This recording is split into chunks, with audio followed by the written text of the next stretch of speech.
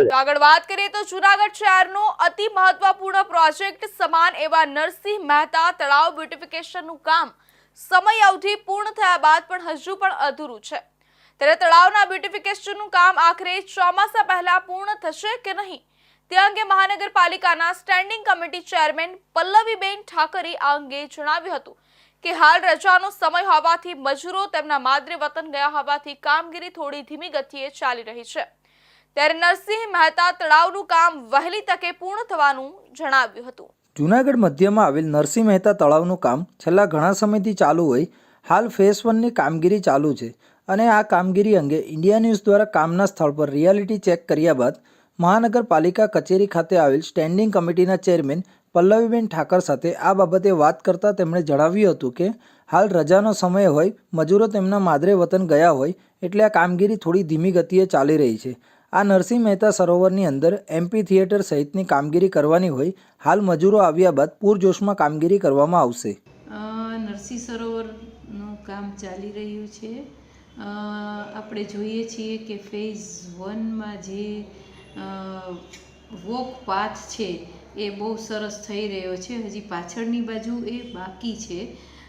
એટલે પણ એમાં બીજા અમુક કામોના ઉમેરા પણ કર્યા છે આપણે, જેમ કે ત્યાં એમ્ફી થિયેટર પણ આપણે બનાવવાના છીએ, એટલે એ કામ પણ ત્યાં બાકી છે। અને અત્યારે લેબર થોડું બહાર ગયું હતું એટલે હવે એ લેબર છે એ દાહોદ ને ડાંગ બાજુથી જે આવે છે એ આવવામાં છે, એટલે ફરી પાછું કામ છે એ ચાલુ પૂરજોશમાં આપણે શરૂ કરી દેશું।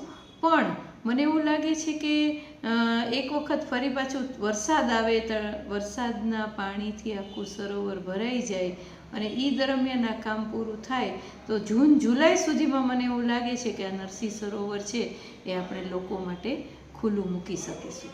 બેન, ખાસ કરીને વાત કરીએ તો ચોમાસા પહેલાં પૂર્ણ થવાની કેટલી શક્યતાઓ છે?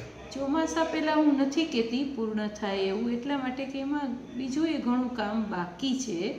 એટલે એક વખત પ્રોજેક્ટ ઘણો મોટો છે, સ્વાભાવિક છે, એમાં મતલબ ઘણું કામ હજી થોડું ઘણું બાકી છે, ફેઝ 2નું કામ બાકી છે, પણ ઘણું બધું કામ થઈ પણ ગયું છે। એટલે વરસાદ આવે અને ભરાઈ જાય પછી મને એમ છે જૂન જુલાઈ સુધીમાં આપણે નરસિંહ સરોવર છે એ આપણે લોકો માટે ખુલ્લું મૂકી દઈશું। જૂનાગઢનો સૌથી મહત્વનો પ્રોજેક્ટ ગણાતો નરસિંહ મહેતા તળાવ, નરસિંહ મહેતા તળાવનું કાર્ય છે પૂરજોશમાં ચાલી રહ્યું છે। હાલ દ્રશ્યોમાં બતાવવાના પ્રયત્ન કરી રહ્યો છું।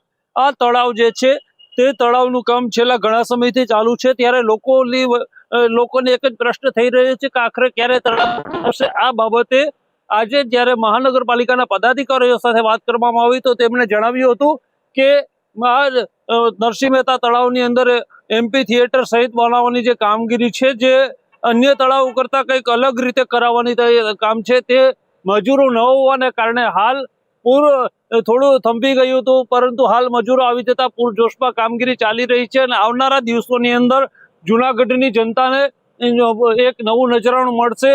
ચોમાસા દરમિયાન આ તળાવને ફૂલ ભરાઈ દેવામાં આવશે અને ત્યારબાદ સંપૂર્ણ જે સૌંદર્ય છે તે અલગ જ